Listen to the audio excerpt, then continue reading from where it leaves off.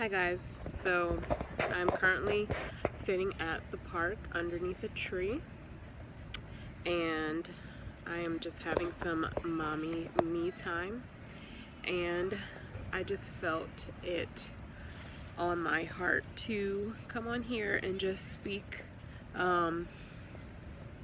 This isn't like a planned video or following any sort of formal format, but I just feel like with it being May and it being Mental Health Awareness Month, it is very important for me to use my platform to speak out on this topic, or to just kind of speak about my experiences with mental health and dealing with mental health issues and the importance of it, and how I strongly feel it's important for me to be able to provide a safe space here on my channel.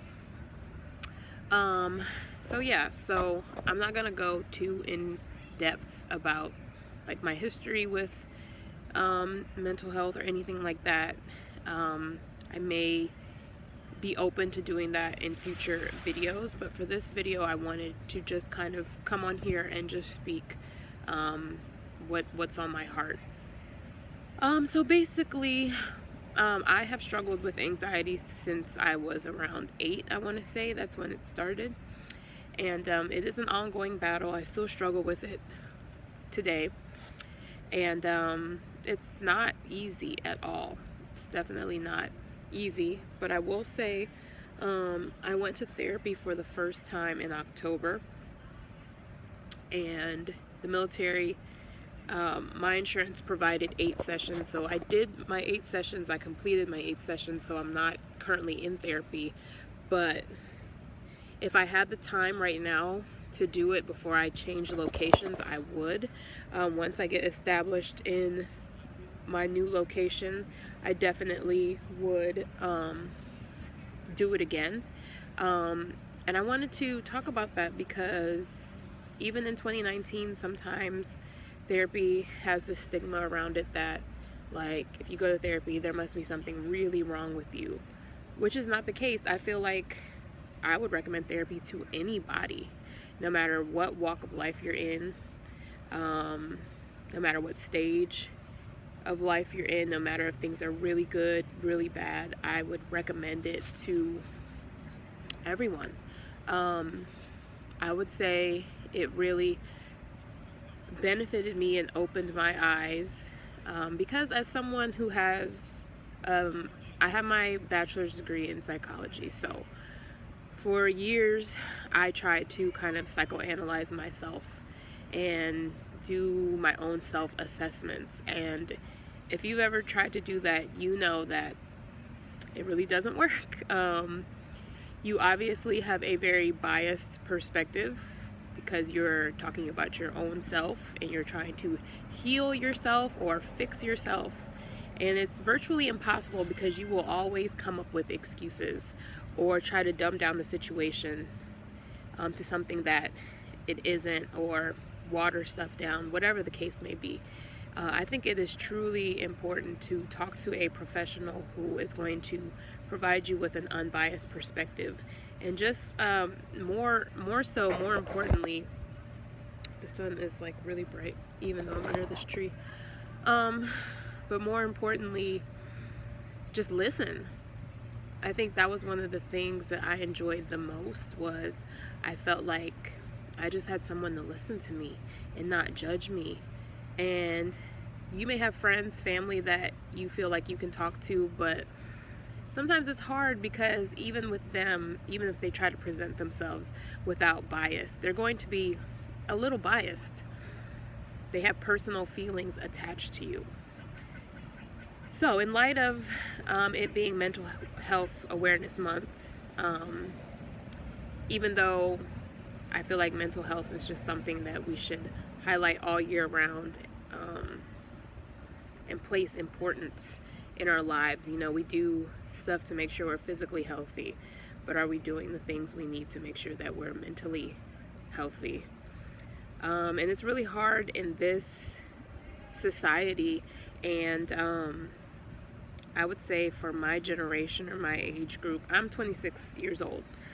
And okay, I would just say that I feel like there are two ends of the spectrum. It goes from, one extreme to another extreme. Okay, so on one end, especially in the Black community, I feel like there is a stigma, like I mentioned, around getting therapy or around getting help.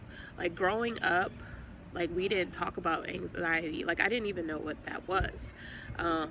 It was scary to go through that and feel like nobody knows what you're going through, not being able to label it and not being able to get help. Like I said, I was like 8 years old, not knowing why I was having these panic attacks and these crying spells, and not even knowing what to call it. Growing up, like I said, especially in the Black community and maybe other communities of color as well, you just don't do that. Like, you just don't get help. I know a lot of kids have heard, a lot of Black kids growing up heard their parents say, oh, you're depressed? What do you have to be depressed about? Or what do you have to be this about, that about? Almost making you feel like you're being ungrateful because you're saying you're not okay. It's okay to not be okay. Anybody cannot be okay. You can have millions and millions of dollars, and we've seen so many examples of that not equating to happiness. You could have everything you ever wanted and still feel sad, still feel anxious. So anyways, like I said, on one end of the spectrum, you may be in a community that doesn't really enforce getting help, that stigmatizes therapy as you being crazy or this extreme thing happening in your life. But yeah, and then so on the other end of the spectrum, you kind of have a situation where the media and the entertainment industry kind of glamorizes, or I don't want to say makes light of, but there's songs out there where kids are literally singing about like committing suicide and stuff like that. Obviously that is not a laughing matter or anything like that. So it's really hard, I would say, being in this generation and kind of being in the middle of all that. So I say all that to say that it really is okay to not be okay. Speaking personally, I woke up this morning and I felt sad. I felt overwhelmed. And I was confused about these feelings. Sometimes you have so many good days and then you just have this random day where you just feel off or you feel like you're not yourself. And that's okay. I assessed that I was feeling this way and I thought to myself, what can I do to, I guess, make me feel better? I knew that I wanted to kind of distance myself from my family so that I didn't end up snapping on anybody or, getting an attitude or hurting somebody's feelings. I knew that I needed some time to be alone. And that's another important thing, just having time to be by yourself and to think and reflect. If that is going to the park, like I'm doing, or going to the coffee shop, or reading a book, going outside, all of these healthy activities I feel like are beneficial to maintaining your mental health. And again, touching on, music and entertainment, kind of glorifying, drinking, doing drugs, participating in just dangerous behavior or detrimental behavior, self-medicating, that kind of stuff. It's tough. It's tough to be in a world that shows that and says, oh, if you feel bad, here, take this drug or have this drink. Like, that may give you momentary relief, I don't know. That may give you relief for the moment, but ask yourself, is that really benefiting you? Like it would if you were to take a journal and write down your feelings. So anyways, I just, like I said, wanted to speak about this as being someone who has struggled with anxiety, who has been depressed before,